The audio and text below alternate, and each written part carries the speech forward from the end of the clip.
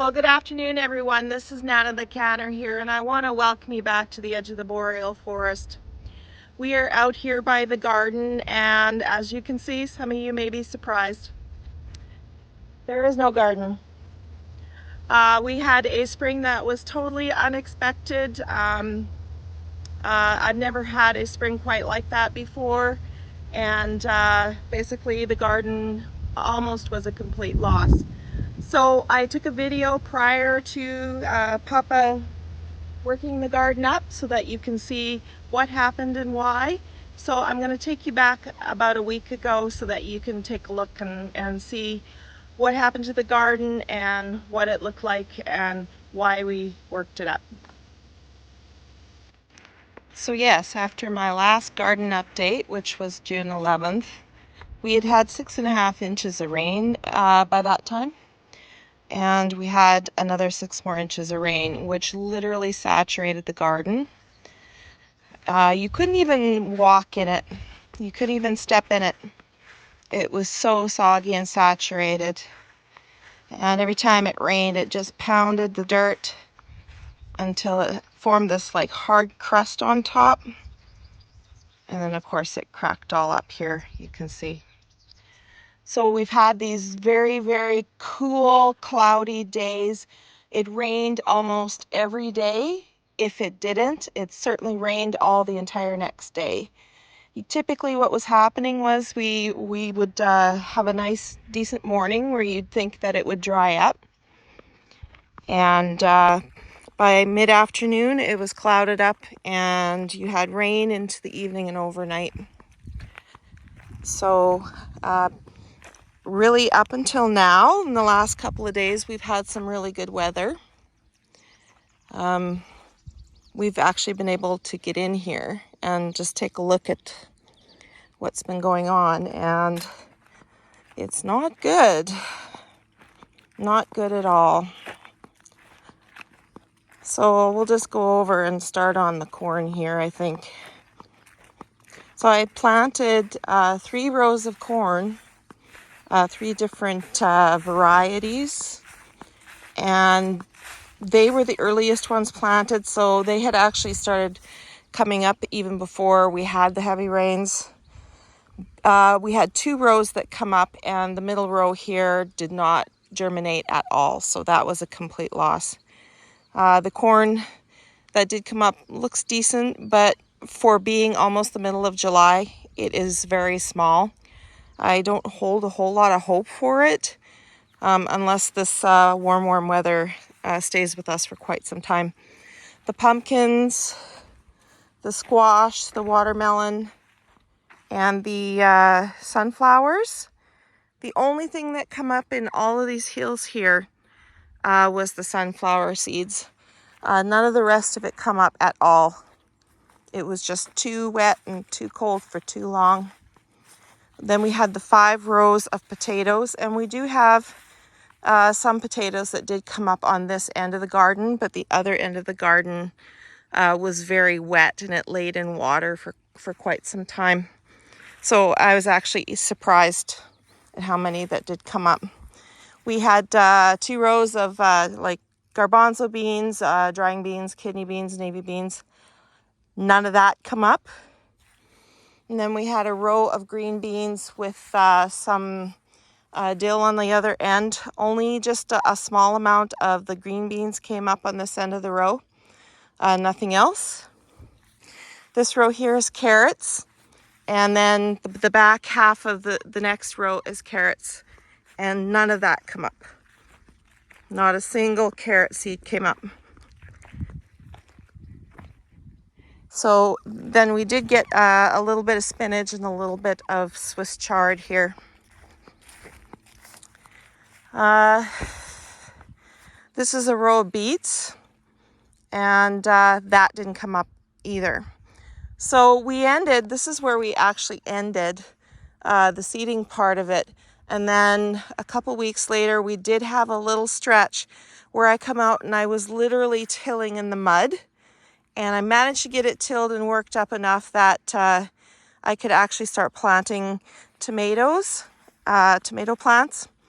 So I put in 4 rows of tomato plants, and then 2 days later, they didn't look too bad. 2 days later, we got what I believe was just a little bit of a touch of frost, and it killed off quite a few of the plants. So then I came back in here and I replaced all the ones that looked like they weren't going to make it. And then, so I put new ones in. And then what happened was we got a very, very heavy downpour. And what you see here basically got pounded into the ground. And now it's just starting to come back. It's so far behind. You can see where it took a pounding there. And yeah, so, and then this morning, we were gonna bring in, we had actually bought a used small John Deere lawn and garden tractor, like a very old one with an old tiller on it, because we do have a lot of rocks in this garden, and we didn't want to go buy like something that was like a $20,000 tractor with a big huge tiller on it just to, you know, hit a rock and then end up breaking it right off the hop. And we were certain that we had actually turned over the soil a couple of years ago and gotten all the big rocks. So Papa was in there this morning and he started tilling and working it up. And we missed one. And there it is. It's a pretty big one. And that one basically piled up the garden tiller, the riding lawnmower, or the garden tiller that we had just bought in. And it's needing repairs. We only paid $1,200 for it, and like I said, there's a reason why we only bought something that was quite old and used, is because we figured something like that would happen. We didn't realize it would happen so soon. So I don't know. I still have plants I still have tons of tomato plants and tons of cabbage and broccoli, cauliflower, Brussels sprouts in the garage right now, ready to go. But having said that, it's like the middle of July, and I honestly don't even know if it's worth putting it in or not. If it's going to be super warm and we're going to get a late frost in the fall, then that would be fine. But if we get that early frost that sometimes we get in August, then it's not worth putting anything in. So we haven't decided what we're going to do with that. So now that it's dried up a little bit, I can get in here and I can start dealing with all of these weeds here. It's still a little bit wet, but I should be able to get in just with the hand tiller. But I do believe we're going to have raspberries this year. This will be the first time that we'll have a bigger raspberry crop. So at least we'll have some raspberries this year, and maybe I'll be able to make a batch of raspberry jam for the first time. But like I said, I never expected this. I didn't start my YouTube channel in 2021, and it was a good thing we didn't, because we had a huge drought. We did have somewhat of a garden that year. And then last year, just the way the work situation was and everything going on, I didn't start it last year, and I thought, you know, this is going to be great. We're going to put a lot of planning into this, and I did. We started planning, like, I had the seed catalogs even before Christmas, putting a lot of planning into it and a lot of work, so that I could show you what kind of gardens that we can plant here. And we got the worst possible year to actually start doing the YouTube channel with the garden updates. I'm very disappointed. Very disappointed. It's taken me a couple weeks to come to grips that I probably won't have next to anything to preserve this fall. And you know, I'm not the only one. There are many other people out there in the same situation, which is very unfortunate. If your garden was on higher ground, you would probably have fared better. But there is a lot of people in this area who are in the same situation, they're going to have a lower yield or no yield garden this year. So I guess that's the way it goes. I'm really feeling very defeated and very disappointed. That's all I can say. It's just very upsetting for me right now. So we did end up making the decision to go ahead and work the garden up. So Papa got the big John Deere tractor out, and we got a small discer out. And we did end up working it up. And we thought, you know what? If any year we're going to take to kind of summer follow it and work with the soil, maybe put some more manure on it and get it loosened up, that this is probably the best year to do it because there wasn't really a garden at all there. So I grieved. I kind of grieved it for a little bit, and then I went back to work, and then one day when I was gone, Papa worked it up, and when I come home it was done. He had made the decision, and I was good with that. So the rest of this year's growing season will be probably the raspberries, and that's about it for here. I mean, it's kind of a tough one to swallow, but you know, I just thought to myself, there's got to be a way that we can still go ahead and preserve things, and there really is. You don't need a huge garden to can and preserve foods. There's market gardens you can go to.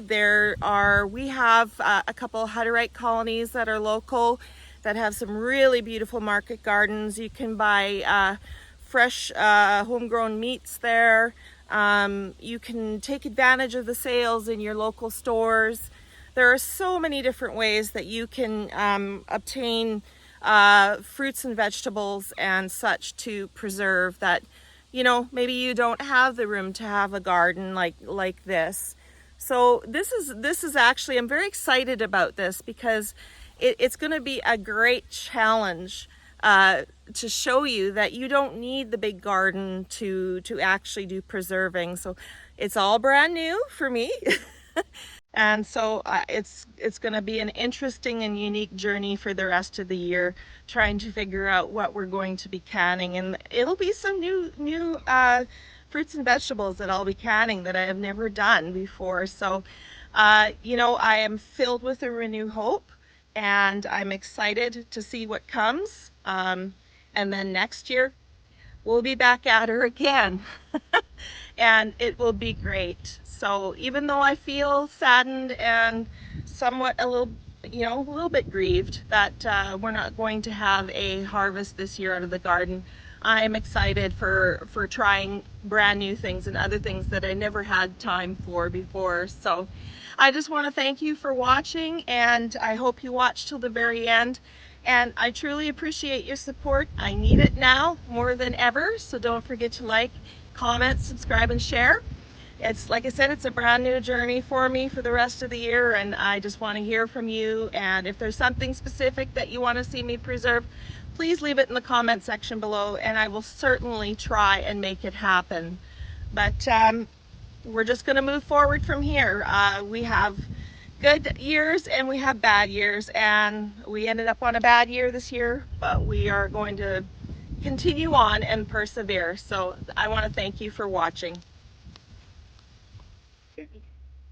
Okay, Olivia, which rock was it that caused all the trouble with the garden tiller? That one? Yeah. That's a pretty big one, eh? Mm-hmm. Let's take a look at it here. Yep, that's the one. And you and Papa and Elise managed to get it out of the garden okay? Yeah. That's good. Now we don't have to worry about that rock anymore, eh? Yep. That's good.